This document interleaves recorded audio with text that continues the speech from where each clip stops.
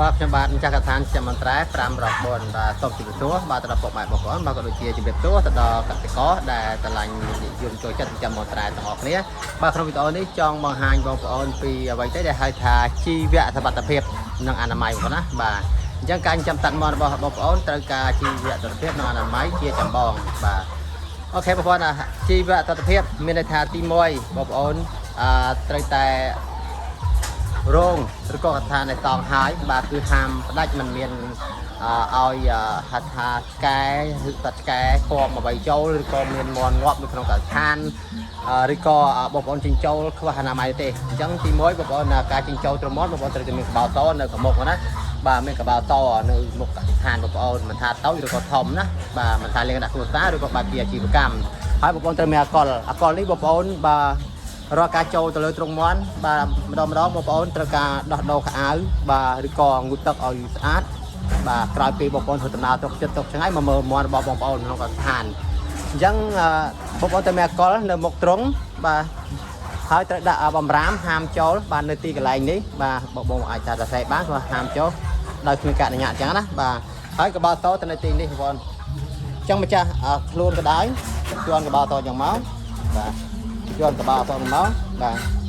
អកលនេះបាញ់ដៃបាត់ដៃបាញ់បាត់ជើងថែមបាទឬក៏បាញ់តាមខោអាវបាទហើយបងប្អូនអាចចូលបានបាទអាចចូលយកមកហើយក្នុងទ្រុងមាន់នេះត្រូវការស្ងួតជានិច្ចបងណាបាទអង្កាមឧស្សាហ៍ដោះដូរកាត់លមួកចេញដាក់កាមកាត់លមួកចេញហើយបាច់ក្បាលតោដាក់បាញ់ថ្នាំ5រោគបាទបាញ់ថ្នាំ5រោគហើយដាក់កាមថ្មីចូលអញ្ចឹងដើម្បីសុខភាពបងប្អូនណាបាទទ្រុងមាន់បងប្អូនត្រូវតែអនាម័យឲ្យបានគ្រប់គ្រាន់អញ្ចឹងវីដេអូនេះខ្ញុំបានធ្វើអនាម័យមួយចំហៀងបងណាបាទខ្ញុំបានធ្វើអនាម័យមួយចំហៀងហើយខ្ញុំមាន់នេះខ្ញុំវាត្រឹមចំហៀងដោយទ្រុងខ្ញុំមាន2ឋានអញ្ចឹងខ្ញុំសូមមកបង្ហាញទៅលើមេបាពូជហើយចប់ការ live វីដេអូនេះខ្ញុំនឹងធ្វើអនាម័យគ្នាមួយទៀតបាទខាងនេះទៅធ្វើបន្តទៀតណាឥឡូវនេះខ្ញុំឲ្យមកចូលមកព្រាបម្ដងបងប្អូន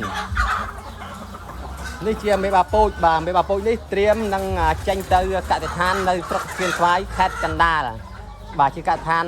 ខ្ញុំបាទដែលតម្លើងនៅខាងស្រុកស្គៀនស្វាយបងណាបាទបងប្អូននឹងមិនយូរប្រហែលនេះនឹងបានទិញកូនមាន់ពូជស្គួយនេះបាទនៅទីតាំងខាងតុកអាងណាតុកអាងមេបាននេះចាក់អន្តររោគរួចហើយបងបាទចាក់អន្តររោគហើយខ្ញុំនៅធ្វើយុកាសម្ដងទៀតចាក់យុកាណាពូជស្គួយគួយកាមស្គួយទាំងមាសបាទត្រៀមបាទទាំងមេទាំងបាន100ក្បាលណាបាទបាននៅខាងនោះផ្សេងបងប្អូនបាទអញ្ចឹងខ្ញុំត្រូវការតាមដានសុខភាពបាទត្រូវការធ្វើអនាម័យបាទអញ្ចឹងខ្ញុំឲ្យវាទៅខាងមកជាហៀងសិនបងប្អូន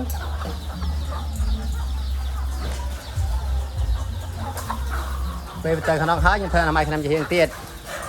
ត្រង់2ខានស្រួលមកណាបាទចាក់ប្រសាំងក៏ស្រួលដែរបាទមាន់100ក្បាល200ក្បាលបងប្អូនធ្វើ2ខានហ្នឹងមកដើម្បីងាយស្រួលបងប្អូនចាក់ប្រសាំងមកជាហៀងចូលមកជាហៀងចាប់ហើយចាក់ប្រសាំងហើយចាក់បោះហ្មងតើតែពូជគួយជើងល្មៀតស្បែកលឿងគាត់ណាបាទអាយ៉ាមួយលើចង់តើគេអញ្ចឹងចាប់តែមកមើលបលោះប៉ុណ្ណឹងអត់ចង់ចូលទៀតបងប្អូនបាទនេះបងប្អូនឃើញទេកាលណាធ្វើអនាម័យយ៉ាងហើយគឺសុខភាពវាបាទសុខភាពហើយចង់ថាសុខភាពវាគឺស្រស់ស្រាយបាទទោះបីវាចង្កាមបាទលេងកាមបាទវាកាត់បន្ថយពីវីរុសឬក៏ជាបាក់តេរីកាចណាបាទអញ្ចឹងខ្ញុំកំពុងតែកសាងបាទកសិដ្ឋាននៅស្រុកគៀនស្វាយណាបាទខេត្តកណ្ដាលខាងស្អាងស្រុកស្អាងជាត្រៃមិនស្រុកគៀនស្វាយទេបងប្អូនណាស្រុកស្អាងខេត្តកណ្ដាលបាទអញ្ចឹងខ្ញុំត្រៀមមេនឹងបានសរុបរួម100ក្បាលទាំងមេទាំងបាហើយមេនេះនៅក្នុងទៀតបងណាបាទនៅត្រង់ក្នុងទៀតអត់អស់ហើយដាក់អត់អស់ទេបាទអញ្ចឹងខ្ញុំធ្វើអនាម័យខ្ញុំជាហៀងទៀតចាំបងប្អូននេះខ្ញុំធ្វើអនាម័យជាហៀងទៀតបងប្អូនណាបាទខ្ញុំត្រូវការធ្វើអនាម័យបាញ់ថ្នាំ5រោគបាច់ក្បាលតបន្ថែមបាទហើយនឹងបែបបាននេះយើងយកលាងដុសលាងសាថ្មី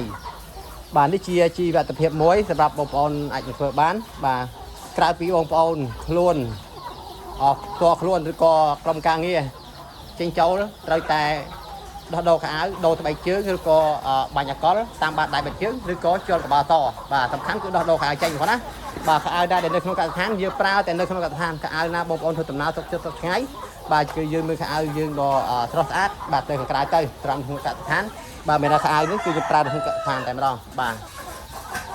ចឹងឆ្នាំដែលស័ក្តិសិទ្ធិការចិញ្ចឹមសត្វមាន់នេះបាទហៅថាឱសថដែលទឹកជាឱសថទឹកមុនគេដំបូងអស់គឺជីវៈសុវត្ថិភាពនិងអនាម័យបាទអរគុណច្រើនណាស់បាទវីដេអូនេះបើសិនជាបងប្អូនគិតថាមានប្រយោជន៍បងប្អូនជួយចុច follow page កសិដ្ឋានចាំមិនត្រែ514ម្នាក់មួយចឹងបញ្ជាក់នៅក្នុងវីដេអូមន់នេះគឺខ្ញុំអត់បានលក់ទេផងណាបាទគឺខ្ញុំត្រៀមបាទទុកប្រកាសដោយខ្លួនឯងបងប្អូនបាទ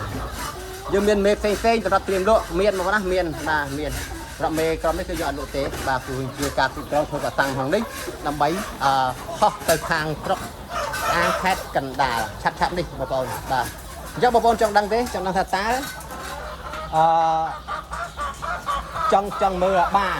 តើមេហ្នឹងស័ក្តិសមជាមួយបាប្រភេទណាបងប្អូនឥឡូវចូលមើលបាទាំងអស់គ្នាបងប្អូនណាបាទចូលបង្ហាញបងប្អូនមើលបានេះទៅបាទ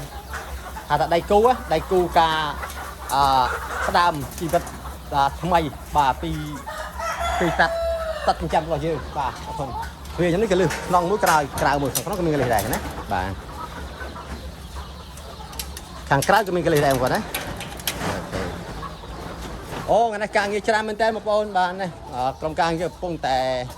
ប្រសិទ្ធស្រាមបាទនោះអូកាប់ពីមុខ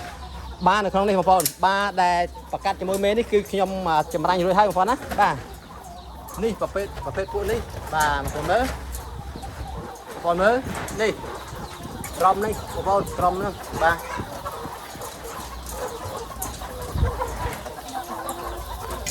នឹងពពួកហ្នឹងបងប្អូនណាពពួកហ្នឹងគឺខ្ញុំត្រៀមរួចហើយណាបាននឹងហោះទៅកាន់ស្រុកអាងខេត្តកណ្ដាលឆាប់នេះហើយបាទអេដមីនចាំទៅជួយខាងស្រុកអាងផងទៅ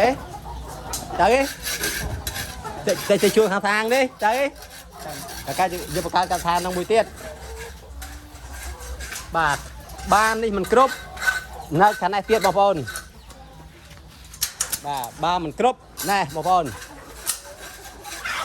ខ្ញុំរើសតាមចិត្តបងប្អូនណាសម្រាប់ខ្ញុំរើសតាមចិត្តបងប្អូនតាមចិត្តចង់ហ៎អញ្ចឹងនៅពេលដែលកាត់កូនចេញមកបងប្អូនណាបាទបងប្អូនមើលមេមិញណាបាទឃើញមេមិញហើយជាមួយបាននេះតើស័ក្តិសមដែរទេបងជួយខមមិនអ្នកមួយណាបាទជួយខមមិនអ្នកមួយបាទអរគុណច្រើនបងប្អូនវីដេអូចែកម្លេចប៉ុណ្ណេះទេបាទក៏អរគុណសម្រាប់ការចូលមើលហើយនឹងតាមដាន Page 9បងប្អូនគ្នាបាទអញ្ចឹងក៏គោរពអនុញ្ញាត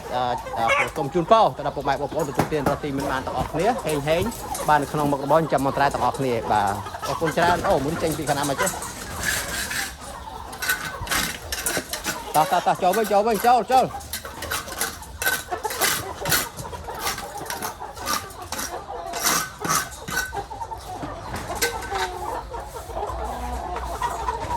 អរគុណច្រើនបងប្អូនបាទអរគុណ